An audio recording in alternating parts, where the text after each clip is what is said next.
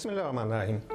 Procurement book lecture 11 part 5 vendor management पर बात हो रही है। तो आज मैं आपको बताऊंगा कि वेंडर से रिलेशनशिप किस तरह से बनाते हैं। इस बात पर तो ऑलमोस्ट सभी लोग मुत्फिक होते हैं कि जी वेंडर से अच्छे रिलेशन रखने चाहिए, तभी आप उससे कुछ बेनिफिट ले सकते हैं।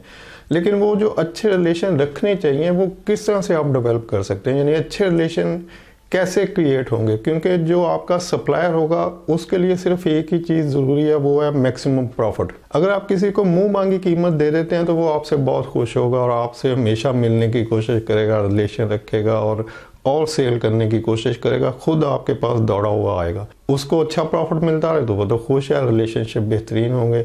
लेकिन आपकी साइड पे जो बात मोस्ट इम्पॉर्टेंट है वो भी यही है कि हमने लोएस्ट प्राइस देनी है, हमने इतना उसको खींचना है, इतना स्क्वीज करके रखना है कि हम अपने प्रॉफिट को मैक्सिमम कर सके। हम जो प्रोडक्ट बना रहे हैं, जिसके लिए उससे मटेरियल चाहिए या जो प्रोडक्ट हम उससे ले रहे हैं, उसकी प्राइस हम उसको इतनी कम दें कि हमारा प्रॉफिट मैक्सिमम हो जाए। तो अब जब हम उसको मिनिमम प्रॉफिट देने की कोशिश करेंगे तो किस तरह से रिलेशन तो प्राइस के बेस पे हो रहा है ना, कि वो चाहता है मैक्सिमम प्राइस ले ले, हम चाहते हैं लोएस्ट प्राइस दें। तो फिर रिलेशनशिप अच्छा किस तरह से हो सकता है। तो अच्छा रिलेशन रखने के लिए मैं आपको 5 पॉइंट बताता हूँ कि किस तरह से आप अपने वेंडर से गुड रिलेशन रख सकते हैं। उसमें नंबर 1 तो है पेमेंट। जब आप अपने वेंडर को टाइमली पेमेंट कर देते हैं, फर्स्ट प्रायोरिटी होती है कैश पेमेंट। लेकिन कैश पेमेंट ज़ाहिर पॉसिबल नहीं होती कि आप कैश दें। तो उसके बाद जो सेकंड ऑप्शन आ जाती है वो होती है कि मिनिमम टाइम में आप उसकी पेमेंट को रिलीज़ कर दें। जैसे after supply as early as possible payment कर दें, 1 वीक में कर दें, या जो भी आप उससे कम डेज की टर्म्स एंड कंडीशन डिसाइड करते हैं, उसमें जितना टाइम कम होगा, जितना उसको आसानी से और जल्दी पेमेंट हो जाएगी, ये उसके लिए एक बेनिफिट है। उसका कैश फ्लो बेहतर रहेगा। वो कहेगा ठीक है यार, मुझे कुछ थोड़ा प्रॉफिट कम मिल रहा है इसमें, लेकिन यह है कि मेरी पेमेंट टाइमली और सिक्योरली जल्दी हो रही है, तो मैं अपने कैश फ्लो को बेहतर करता हूँ। जो ज़्यादा प्रॉफिट कमाना है मैं किसी और से कमा लूँगा, लेकिन यहाँ से मैं थोड़े प्रॉफिट के साथ कम से कम पेमेंट जल्दी से जल्दी मुझे मिल जाती है, तो मुझे ये सहूलत है। तो अब आपका वेंडर आपसे गुड रिलेशन में रहेगा। जब आप उसकी पेमेंट को जल्दी से जल्दी कर देंगे तो वो आपसे अच्छे तल्लुकात रखेगा और सेल के लिए आपसे खुद कोशिश करेगा कि भाई नेक्स्ट ऑर्डर कब आना है, कितनी क्वांटिटी होगी, मैं उतनी तैयार रखूं, क्योंकि उसको पता है कि पेमेंट फ़ौरन हो जाएगी या एज अर्ली एज पॉसिबल जो भी डिसाइडेड है उसमें पेमेंट हो जाएगी। तो नंबर 2 है लॉन्ग टर्म कंट्रैक्ट। जब भी कोई सप्लायर आपके साथ लॉन्ग टर्म कंट्रैक्ट में चला जाता है तो वो आपको लोएस्ट प्राइस पे भी सप्लाई देता रहेगा और उस अच्छे रिलेशन में ही रहेगा, क्योंकि उसको पता है कि मुझे इतनी क्वांटिटी इतने लंबे अरसे तक ऑर्डर मिलता रहना है। अब जो सप्लायर्स होते हैं उनके कुछ फिक्स एक्सपेंस होते हैं, कुछ वेरिएबल एक्सपेंस होते हैं। तो जो फिक्स एक्सपेंस होते हैं उनको पूरा करने के लिए उनको हर हाल में कुछ ऑर्डर्स की ज़रूरत होती है, और जो वेरिएबल एक्सपेंस होते हैं वो फिर डे टू डे उनके डिपेंड करता है। सेल ज़्यादा हो जाएगी ज़्यादा कर लेंगे, कम होगी कम कर लेंगे। लेकिन फिक्स एक्सपेंस जिसमें रेंट है, सैलरीज हैं, यूटिलिटी बिल्स हैं, इस तरह की ऐसी चीज़ें जो उनको हर हाल में मंथली पे करनी पड़ती हैं, तो उनके लिए उनको हर हाल में कुछ ऑर्डर्स की ज़रूरत होती है। तो वो जो लॉन्ग टर्म कंट्रैक्ट होते हैं वो उनकी फिक्स एक्सपेंस को पूरे कर रहे होते हैं। तो लॉन्ग टर्म कंट्रैक्ट को कोई भी सप्लायर कभी भी नहीं छोड़ सकता, क्योंकि उसको पता है कि ये इनको मैं सप्लाई करूंगा इस अमाउंट के ऊपर, जो बेशक लोएस्ट प्रॉफिट के ऊपर हो, उसका प्रॉफिट उसमें कम भी आ रहा हो सप्लायर का, तो भी वो कर देगा, क्योंकि उसको पता है कि ये ऑर्डर रिवॉल्व हो रहे हैं, ये मंथली मुझे ऑर्डर आ रहा है या क्वार्टरली आ रहा है, इससे मेरे ये खर्चे निकलते हैं। तो वो यहाँ पे कम प्रॉफिट भी होगा तो सप्लाई कर देगा। तो लॉन्ग टर्म कंट्रैक्ट जब भी आप सप्लायर को अश्योरेंस देते हैं वर्बली या रिटर्न कि हम आपसे इतनी क्वांटिटी इतने अरसे के गैप से लेते रहेंगे, तो वो आपको लोएस्ट प्राइस ऑफर कर देगा, उस पर सप्लाई कर देगा और अच्छे रिलेशन के साथ आपसे कंटिन्यू रखेगा उसको। तो ये भी एक तरीका है कि आप वेंडर से किस तरह से गुड रिलेशन रख सकते हैं, कि लॉन्ग टर्म की इंश्योरेंस दें उसको, ताकि वो आपको लोएस्ट प्राइस पे एक लंबे अरसे तक बेहतर क्वालिटी देता रहे। नंबर 3 है कि आप अपने वेंडर को रेफ़र करें अपने दूसरे बिजनेस फ्रेंड्स के साथ। दूसरे जो लोग उसी आइटम में इंटरेस्टेड हो या कहीं और से ले रहे हैं, तो अपने वेंडर को बताएं कि यार हमारा फलां कोई सिस्टर कंसर्न है या एसोसिएट कंपनी है, या मेरा फ़लाँ दोस्त फ़लाँ कंपनी में लगा हुआ है तो वो भी ये बाइंग करता है लेकिन किसी और से करता है, तो मैं आपको वहाँ भिजवाता हूँ तो आप उससे भी मिल लें, हो सकता है आपको वहाँ से भी ऑर्डर मिल जाए।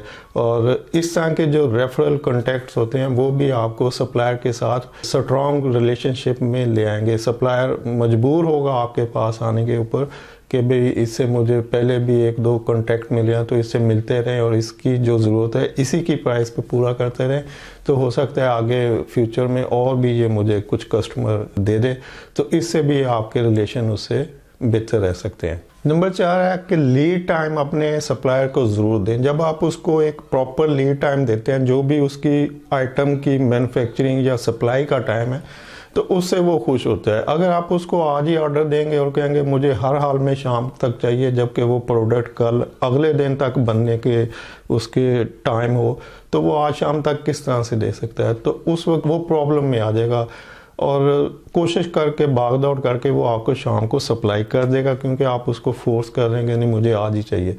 उसके बाद फिर नेक्स्ट ऑर्डर के ऊपर आप फिर ऐसे करेंगे कि यार मुझे अभी चाहिए, अभी भिजवाओ जो मर्ज़ी हो, तो उसके बाद फिर उसको मुसीबत पड़ जाएगी। वो अपनी जो रूटीन की एक्टिविटीज़ है या प्रोडक्शन की जो रूटीन चल रही है उसको छोड़ के फिर आपकी सप्लाई, तो ऐसे जब 1-2-3 दफ़ा होगा तो वो कहेगा यार ये क्या मुसीबत है, प्रॉफिट मुझे पहले ही थोड़ा सा मिल रहा है, ऊपर से ये मुझे अर्जेंसी डाल देते हैं तो मैं इसको मीट नहीं कर सकता। भाई आप मेरी तरफ से तौबा है, आप कोई और वेंडर ढूंढ लें, तो मैं नहीं ये कर सकता। तो ये जो प्रॉब्लम है कि आप उसको हर दफ़ा अर्जेंसी में डाल दें तो ये भी आपके रिलेशन को एक बैड इम्पैक्ट देती है और वेंडर भाग सकता है। तो हमेशा उसको एक लीड टाइम ज़रूर दें, जो टाइम उस आइटम को सप्लाई करने में लग सकता है उतना टाइम उसको ज़रूर दें, बल्कि बिफोर टाइम बताएं कि भाई हमें नेक्स्ट वीक में मैं ये ऑर्डर इतनी क्वांटिटी का एक्सपेक्टेड है तो मैं आपको कर सकता हूँ, आप इसके लिए जो भी अरेंजमेंट करना है कर लें। या उसको क्वार्टरली, 6 मंथली, एनुअली अपनी जो भी रिक्वायरमेंट है वो उसको पहले से बताएं कि भाई हम मंथली इतनी क्वांटिटी उठाएंगे, इसमें कुछ प्लस माइनस हो सकता है लेकिन आप इसको इतने अरसे तक किस तरह से शेड्यूल कर लें ताकि वो आगे अपने सप्लायर के साथ उस प्रोडक्ट की कमिटमेंट कर ले और प्राइसेस को कंट्रोल रखे। तो जब भी आप अपने वेंडर से, सप्लायर के साथ अपनी रिक्वायरमेंट को बिफोर टाइम डिस्कस करते हैं या फ्यूचर के लिए जो आपकी प्लानिंग होती है, आपने एक्सपेंशन पे जाना है, आपकी प्रोडक्शन इंक्रीज हो रही है, नए यूनिट लग रहे हैं, तो हमेशा अपने वेंडर को इंटीमेट करते रहे, उनसे डिस्कस करते रहे कि हमारी ये प्लानिंग है भाई, तो आपकी ये आइटम जो है इसकी इतनी कंजम्पशन बढ़ सकती है, तो बेहतर है कि आप भी अभी से अपनी साथ साथ अपनी प्लानिंग चलाते रहो। आपको कोई मशीनरी चाहिए, कोई लेबर बढ़ानी है, तो अभी से सोचते रहो। ये ना हो कि जब हमें ज़रूरत पड़े तो उस वक्त तुम कहोगे जी हमारे पास तो अब इतनी इन्वेस्टमेंट नहीं है, हम इतनी प्रोडक्शन नहीं कर सकते, हमारी एक्सपेंशन नहीं हो सकती वगैरह वगैरह।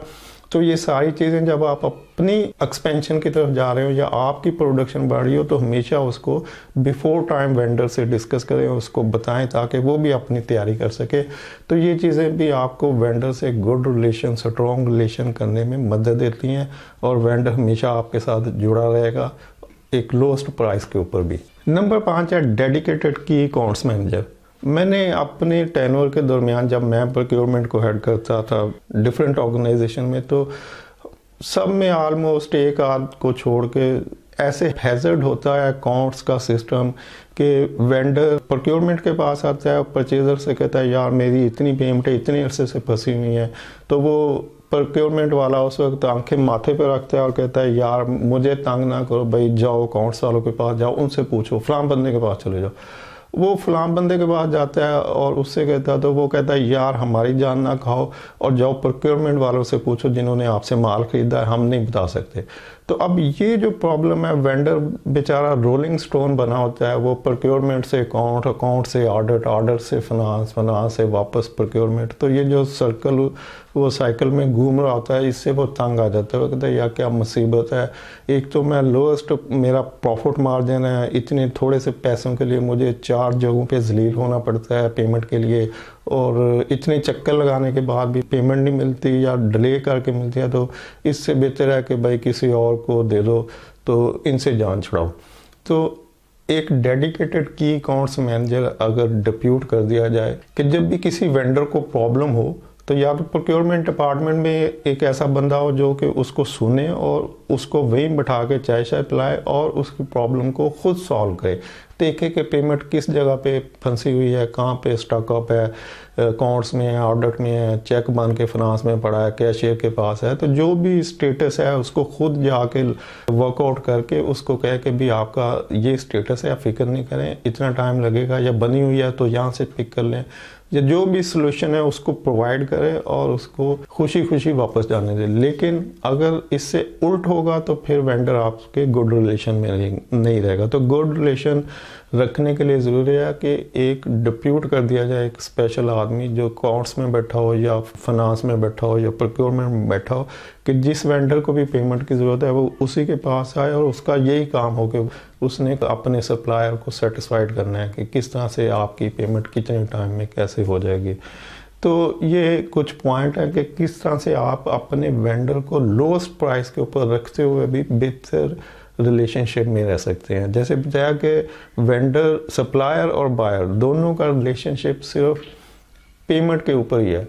सप्लायर की कोशिश होती है कि मैं ज़्यादा से ज़्यादा इससे प्रॉफिट ले लूँ तो मेरे अच्छे तल्लुकात हैं, और जो बायर है, प्रोक्योरमेंट वाले हैं, उनकी कोशिश होती है कि मैं लोएस्ट प्राइस पे से परचेज कर लूँ लेकिन मेरे तल्लुकात बेहतर हैं। तो बिल्कुल ऐसे ही होना चाहिए, प्रोक्योरमेंट वालों को लोएस्ट प्राइस पे बाइंग करनी चाहिए और सप्लायर को लोएस्ट प्रॉफिट के ऊपर देना चाहिए, लेकिन इस सारे के दरमियान वो इस तरह से बॉन्डिंग हो, उनकी स्ट्रॉन्ग रिलेशंस हो कि दोनों समझें कि भी हम बहुत अच्छा बिजनेस कर रहे हैं एक दूसरे से। उम्मीद है आपको इन्फॉर्मेशन पसंद आएगी। वीडियो देखने के लिए शुक्रिया। अल्लाह हाफिज़।